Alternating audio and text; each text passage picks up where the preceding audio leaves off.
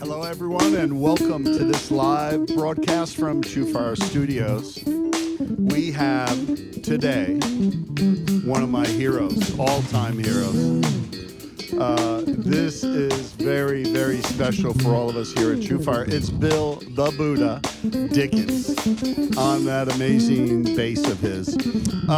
You've heard him, I don't know, thousands of times on hundreds of recordings and hit records.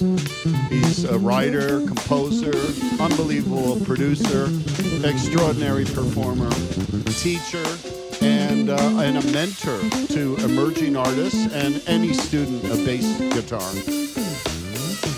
The Buddha has played with everybody and his brother Pat Metheny, George Michael, Zonewell, Janet Jackson, Grover Washington, Chaka, Mary J. Blige, Freddie Hubbard, Al Di Meola, Dennis Chambers, Steve Morse, Randy Newman, Ramsey Lewis, the Hooters.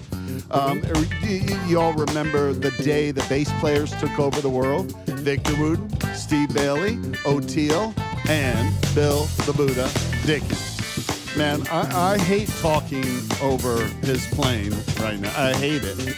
I can't stop my feet from tapping. We're going to let him finish this tune, and then we're going to chat a bit and play some more. Hey, that was good timing, man. And that's it. That was perfect timing. Yeah. Man, I'll tell you, we were so excited that we finally connected, finally got you here to do your first TrueFire project. Yes. Which you call Yes. Bass Absolutely. Buddha. All right. That's it. Appropriately so, right? We've had a blast over the last couple of days, and this is the first in a series. You are very passionate about paying things forward, aren't you? Yes. Why Absolutely. is that? Why are you so passionate about education and helping emerging artists and all of that? Well, because the thing is that the industry has changed over the years, and I think that the focus is less on the business part of the industry and education. Mm-hmm. And I feel that kids they can get information on the internet, they can get information on YouTube, but in terms of the way the business is structured now, laws change every day. Mm-hmm. Kids don't have the information that I had when I was coming up. You know, I played in jazz band Mm-hmm. in high school, Yeah. and I played in a little lab band and when I was in 6th grade. So it was always something there for me, and we had all the instruments, and we had the teachers, the support, and everything. So you don't have as much of that as we used to have. No. And so for me, I'm going to give back, not only as a musician, but as a teacher, teaching people how not only to break in the music industry, but how to survive in the music industry, Mm-hmm. and also use whatever other talents that they have to expand their music career. Now, you are, man, you do so much in the music business. I mean, you know, you're known as a pioneer, but you're also known as a legend. I mean, you produce, you write, you perform, you play, you teach. Is that something you've always done, or something you've done as you've grown to adjust to kind of the new music business of today? Well, I was born into the music business. My mom basically was playing guitar when she was pregnant with me, and she was going to a theater called the Regal Theater in Chicago, which had, almost 10 acts, on the weekend on one show, and with a horrible movie in between the acts. They would play this movie, and it would be just horrible. But I grew up as a little child, hearing the sounds of James Brown, Stevie Wonder, the Supremes, the Motown Revue, Jackie Wilson until I was able to understand that my mother had me almost in the front row with these people. Eventually, I got it. And then all of a sudden, I was starting to dance in the aisles as a little child, 3 years old. And mom would, watch out for me so I wouldn't run away and that kind of thing. But the music was instilled in me, I think, really from birth. So I got a chance to hear all the instruments, hear, James Brown scream, who used to scare me to death, because when he screamed, I screamed. I thought something was wrong, a little kid who had no idea. And you, back. I'm thinking that's like, oh my God, something's happening, One incident I will say real quick about it, I just thought about. There was a incident with Smokey Robinson and the Miracles. They were really huge back then. And then I'll make this a very quick story. There was a song that they sung. Man. There was a song that they sung a cappella. Yeah. And you could see all the security in the front of the stage, and you saw the girls going crazy. And out of nowhere, the girls had just ran over all the security and chased the Miracles up a fire escape. And they were going up, all these girls was following the Miracles up the fire escape. Yeah. But guess what? What? The exit was chained. Oh. So all of a sudden, you just start seeing their clothes just fall from the top of the fire escape, just go all the way down to the floor. Oh, my God. Unbelievable. Yeah, so that's the things I saw as a child, Well, you've had such a long career. I mean, hey, Tommy, can you get a shot of this? This is a pedigree that is like, I don't know, a dozen pages long of producing, writing credits, TV, film, recording. I mean, you've worked with so many unbelievable artists over the course of your career, right? Mm-hmm. What one message would you give the young emerging artists today? The business has changed. Yes. Record sales maybe, not where they're going to make their money, right?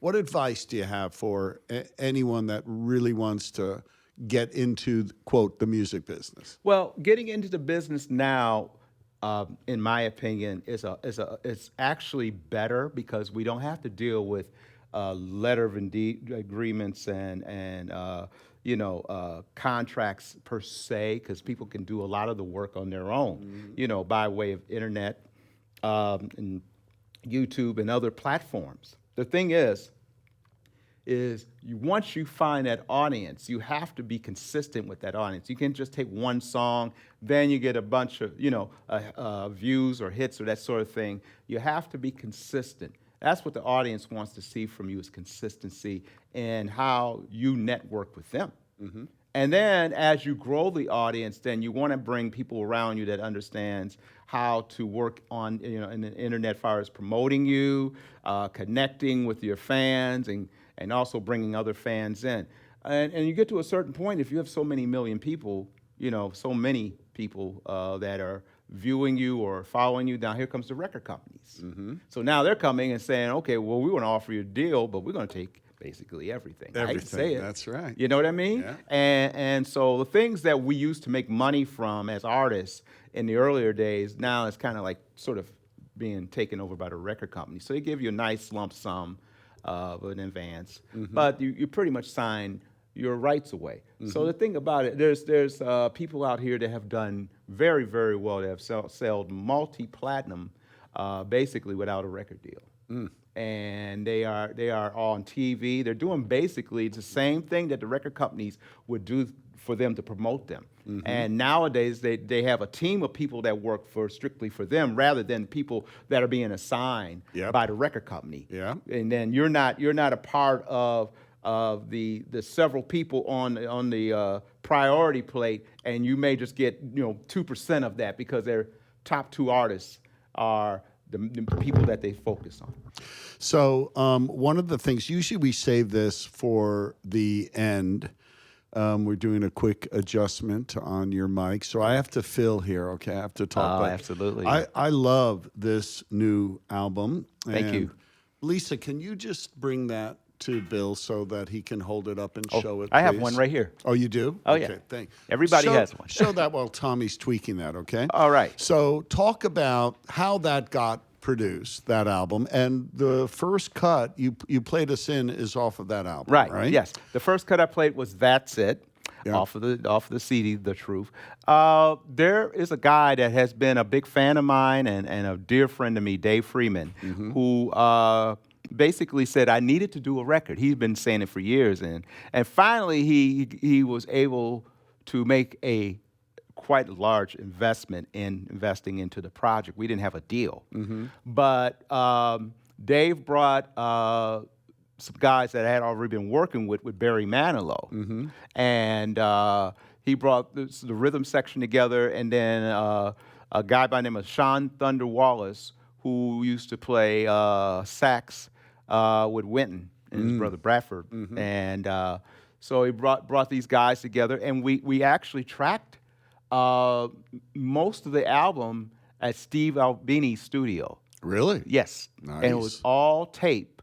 And I think this is something that a lot of the kids will or may not understand. This album was actually a jam band album, and we just were jamming on every single song. It took me 2 years to edit and produce this record. You're kidding. No, because Steve brought out these reels of tape for the tape machine, because we were running 24-track tape and we were running 90 tracks of Pro Tools. Wow. So we had a couple 30-space racks of just Pro Tools and running tape at the same time, which I'm very happy about that, because you can hear the analog and hear the warmth in the album, and as well as the digital side of it. So, and also Steve had the biggest mic collection, I think, in the United States of America. He had five stories of mics. You're kidding. Not at all. So here's the great Steve Albini, one of the engineers on my record. Yeah. You know, somebody that I definitely look up to. You know, he's like the Quincy Jones of grunge music. Absolutely. You know, and here we are going through these, these tracks, and we're making up these jams. So he brings these reels out there about this big. And I said, what's the deal with the oversized reels, man? Right. He said, man, this is the stuff they used to use for Iron Butterfly on Endagata Vida. No kidding. You know, when they did those long jams, you couldn't take off a tape and change a tape in the middle of a song. Right, exactly. You know, you listen to like the old Chicago Live at Carnegie Hall. Yeah. A lot of that stuff was probably done on big reels. Absolutely. Because you couldn't take a tape off and then go back and tell the audience, hey, we're going to do this again. Right. It's continuous tape. So, you know, you were putting these gigantic reels of tape on, and we were just jamming. We were making stuff up on the spot. Some stuff was cover stuff. Other things were just like we didn't even know what we were doing. It's just and that was the great thing about working with Dave Freeman. He wanted to be organic, and he wanted us to take risk, you know, that you normally wouldn't take in this kind of music. And so after it was said and done, like I said, I had to spend 2 years editing my own record. Incredible. And then along the way, I met the whole band Fish, the band Fish, through Leo Nocentelli, because the Meters was opening up for Fish in San Francisco. Yeah. And so Leo introduced me to the guys, and Mike Gordon had heard of me through friends like Oteil Burbridge and others. And so we actually got pretty close. And so I asked him the question, and I was a little concerned and nervous about it, because he was like, this big mega rock star, And I said, hey, man, I'm working on my record. I would love to, have you do a duet with me or something. And he said, let me think about that. And, he called me back and said, I got this song that I just wrote about my little girl. And I guess it's about her disobeying dad, saying you got to go to bed, and she's saying I don't want to, that kind of thing, right? So Mike Gordon is singing on the record. He's playing bass. There's 2 bass players, myself and Mike, playing on there. And I'm kind of like taking the sort of like the George Benson approach, playing my bass and my 7-string, and he's playing the low notes. Nice. And he's playing with a pick, and he wrote the song, and he sang on the song, and I produced it, and along with him. And it really sounds like the Beatles. Fantastic. I made it sound like the old days of Sgt. Pepper. Nice. Yeah. So let's do this. Tommy, do you have another track? You brought in some of the stems, I guess, from the track so that you could play a little bit. Pick another track and play over it for us, would you? Okay. And then we'll talk about the chorus. Okay. couldn't help but to talk about the album first. Kind of no flipped problem. it around. It's because I am honored to unbelievable. be here. I mean, and understanding kind of the genesis of it and the work you put into it. Yes. It really isn't what I call like commercially produced and, you know, designed for the marketplace. Like, it's very passionate music. Right. But which one do you guys want to do? Tommy? Footprints? Yes. This is kind of like the for me, like the Muhammad Ali song. I got to do my Muhammad Ali shuffle on this, and this will be my first time. For all of you people that are viewing, you normally play this on my other bass, but for you guys, I'm going to play this on a 5-string, not a 7-string. So here we go. Here we go. I guess.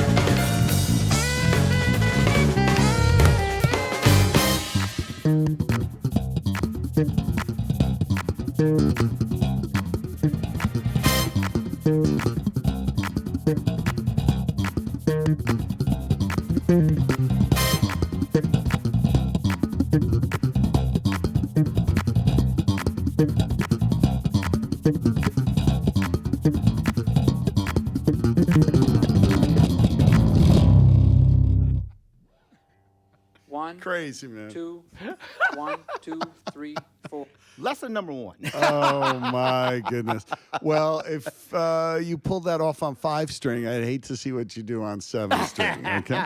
Thank you. It's really funny there. We have a chat thing going on here, and Paul Newman just said, "After watching this, I may have to put my bass in the closet for good." Okay. Don't. Please. Don't. And that's really what a great segue to the series of educational projects we're doing together. Yes. The first one is foundations. Right. Bass Buddha foundations. Talk a little bit about what we did here over the last couple of days. So what we've done here is that, along with the help of all you and everybody at TrueFire, basically we've broke down different styles and different approaches to how the bass is played on a track. Rather if it's a simple approach or rather if it's a little bit more complex. The thing is that I'm teaching and showing the viewers, the people that are part of TrueFire,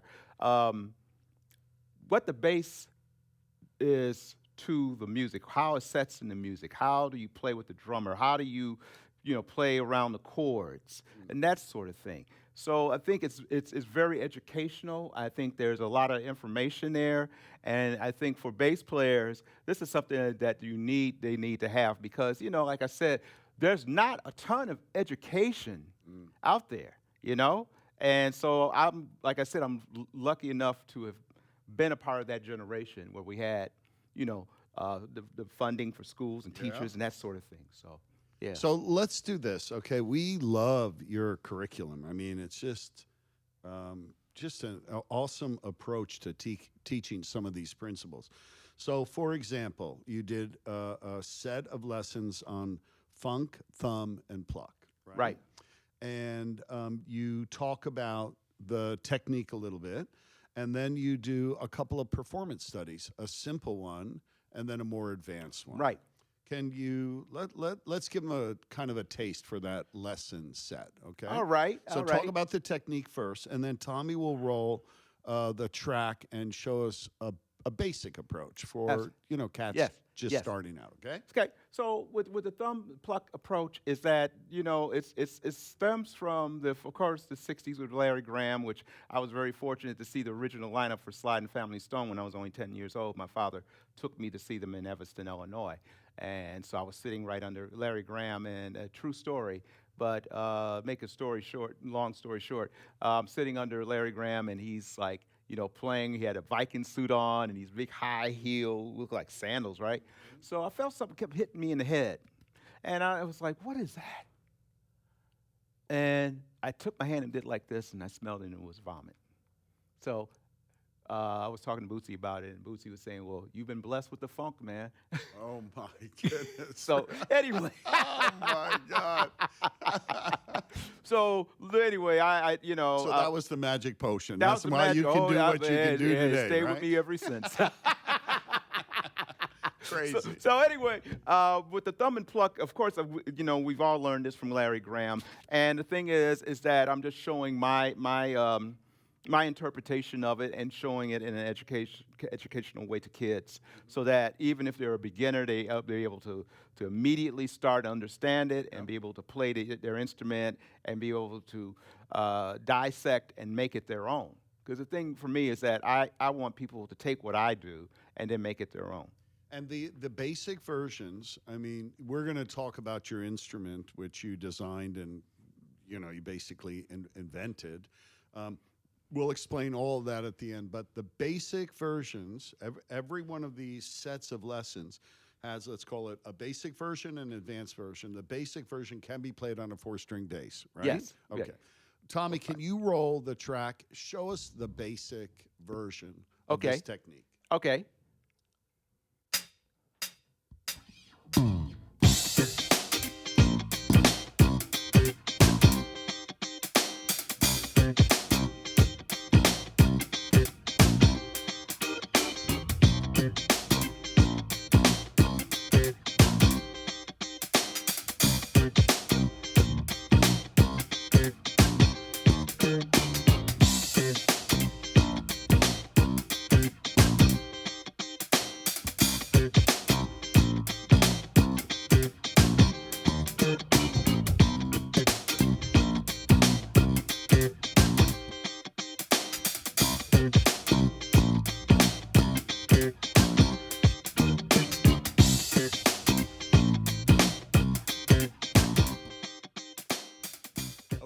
So in the course, you drill down on the actual technique and stuff. Yes. Now show them a more advanced version of that. All right. Okay. All right. Absolutely.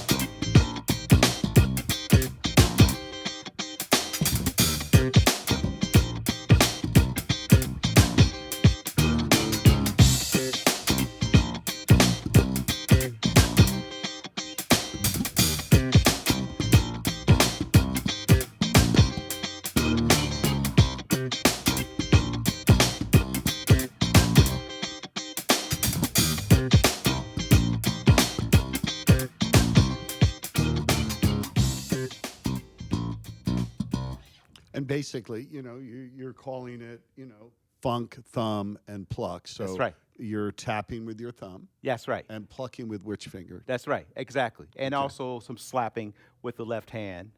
Okay. So could you, without the track, just give us a quick lesson on that? Absolutely.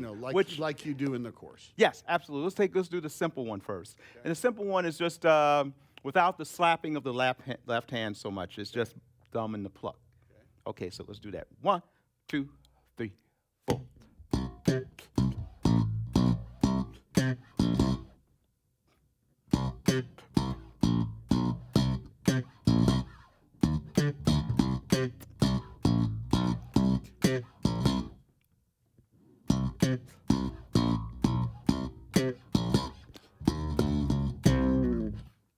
Nice. That's first. So you're plucking with which finger? And is Plucking it with the first finger. all the time? On this, yes. Okay. Yeah, but Right. Okay. Now, you step it up a little bit in the Yes. second version. Talk about how you're slapping with the left hand. so when we talk about slapping with the left hand, let's just take like the note C, and just when you play it, you have the basic note and it's being choked, basically with the finger coming up and the hand coming down. So with the slapping, you have this sort of effect, and I'll do it very simple. We'll do it with eighth notes, which sounds like this.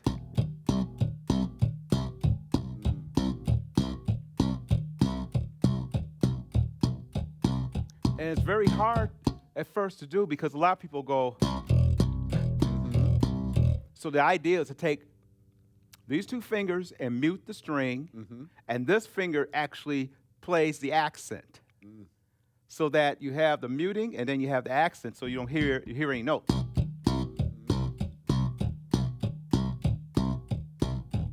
Got it.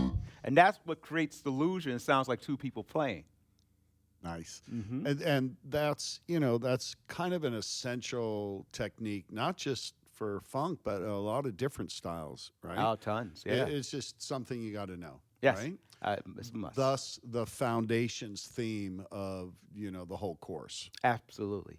So before we go on back to the course, I want you to shout out. You've got fans tuned in from Paris, Princeton, Sweden, Mexico, Germany, Southern California, India, Colorado, Dubuque.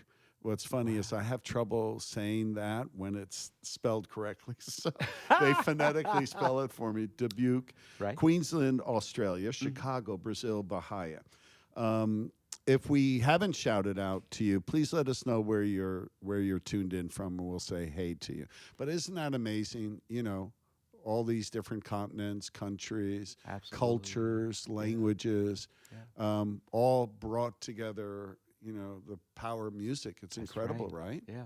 I mean, I've been around the world quite a few times, and I've been very fortunate enough because my mother started me out reading instead of learning by ear. I was able to sight read at a very young age, and I've played with every symphony in the United States, including the Is that Boston right? Pops, and then I did a huge record with the London Symphony featuring Ramsey Lewis and myself.